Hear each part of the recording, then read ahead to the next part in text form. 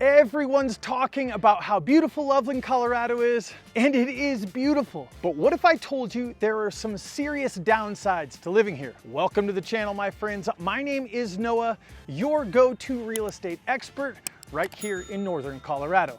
And today, I'm going to reveal my top 7 worst things about living in Loveland, Colorado. I'm going to hold nothing back, so stick around because you might be surprised at what you're about ready to hear.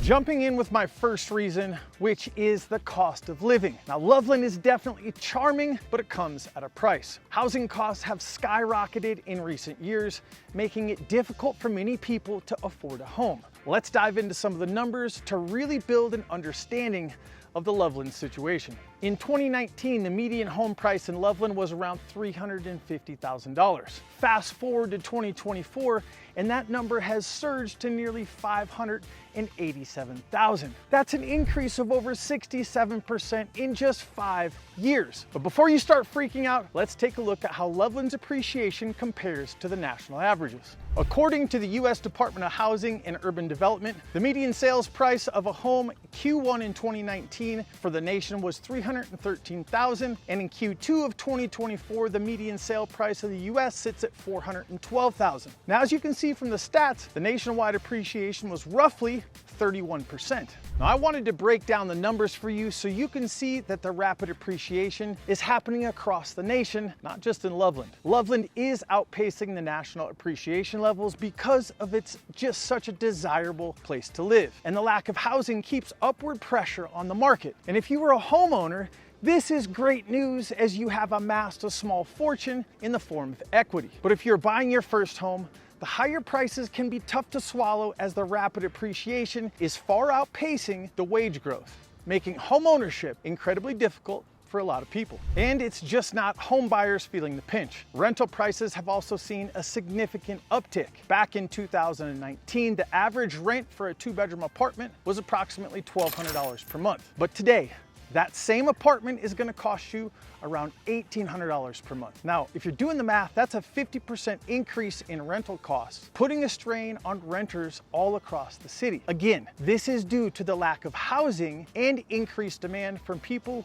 who are wanting to relocate to this amazing area. Now, this is not all doom and gloom, as I sell houses in this community every single week, and I don't want to make it sound like there are no homes, just lower inventory levels. Now, the high cost of living is particularly challenging for young families, first-time home buyers, and those on a fixed income. But Colorado does offer several 0% down loans and grants such as CHFA, USDA, and the Larimer Home Ownership Program that will give you $15,000 for your down payment. And if you want to know more about any of these programs, all you have to do is text me or call me at 720-741-7474. Next, let's talk about reason number 2, which is traffic. Now, I laugh at this one a little as I personally do not see a problem, but I hear a lot of people complaining about this all of the time. Now, if you lived in Loveland 5 to 10 years ago, there may be some truth to the fact that Loveland's infrastructure is still trying to keep up with the rapid growth. But at the end of the day, Loveland is only 100,000 in population. So if you're coming from a larger city, nothing about the traffic in Loveland is going to bother you at all. Now, having said this, there are some main commuting routes that do get congested during peak hours. We're talking about I-25, Highway 34, and 287, which is getting some massive new updates to help out with the traffic. And one thing I wanted to mention is that the traffic seems a lot worse than it is, as Loveland is in the building phase and there is consistent road work going on to improve the traffic flow and infrastructure. So it's a problem that Loveland is attacking head on. Now, we are downtown Loveland in the historic district, which brings me to my reason number 3 you may not want to live in Loveland, is its limited nightlife. Now, if you are a night owl looking for a thriving nightlife, Loveland might disappoint you. The nightlife here is pretty limited. Sure, there are several bars, restaurants, distilleries, and breweries, but nothing compared to the bigger cities. Most bars and restaurants are going to close up by around 11 p.m., with a few exceptions staying open till 2 a.m. If you crave a vibrant nightlife, you might find yourself traveling to Fort Collins or Denver to catch a Broncos game, a concert, or go to a nightclub. Now today, as you can see, is an absolutely beautiful day. I had to find some shade, but coming in at number 4 is the severe weather. And this is gonna depend on what type of person you are. Loveland's weather can be a drawback. The winters can be harsh with heavy snowfall and colder temperatures. Now Loveland actually experiences about 50 inches of snowfall annually, significantly higher than the national average of 28 inches. This makes commuting difficult and increases heating costs substantially. Now summers in Loveland bring their own challenges with frequent severe thunderstorms and of course hail. If you don't know, Colorado is one of the top states for hail damage, and Loveland is absolutely no exception. Hailstorms can cause significant damage to cars, roofs, and windows. These weather extremes necessitate being well prepared, such as keeping emergency kits, weatherproofing your home, and having plans for severe weather events to manage the impact that it has on you. Now, having said this, most people who call Loveland home appreciate the changing seasons and all the different recreational activities that come along with it. Now, you would not guess this next one, judging by the bustling downtown area, but coming in at my reason number 5 is the limited job opportunities. While Loveland is growing, it still lacks the diverse job market found in larger cities. The job market is primarily dominated by industries such as healthcare, education, and of course retail, which offers stable but not highly diverse or competitive opportunities. Many residents find themselves commuting to nearby cities like Fort Collins, Boulder, or Denver for better job prospects. Now, the average commute time is about 25 minutes each way, with some traveling even a little bit longer distance. The daily commute contributes to traffic congestion and increased transportation costs,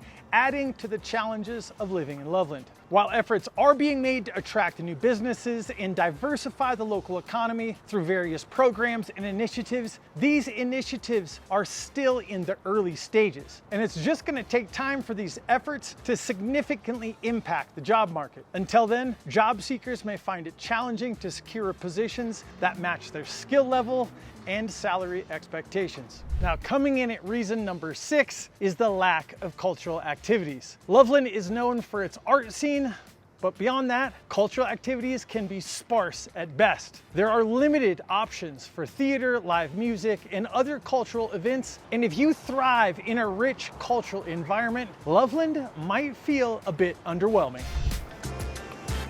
Now, this next one is the final and last one of my reasons you may want to look at a different town than Loveland, and that is coming in at number 7, the homeless issue. Loveland, like many other cities, is grappling with a growing homeless population. According to the 2023 point-in-time count, there were over 200 individuals experiencing homelessness in Loveland and the surrounding Larimer County area. Now, this reflects a significant increase from previous years. Now, the rise in homelessness is largely due to the high cost of living, particularly housing and economic challenges, and issues such as, you guessed it, mental health and substance abuse. Now, efforts to address homelessness in Loveland include various community and government initiatives. Local shelters, nonprofit organizations provide essential services, including temporary housing, food, and healthcare. Additionally, there are many outreach programs that aim to connect with homeless individuals with the necessary resources and support that they offer.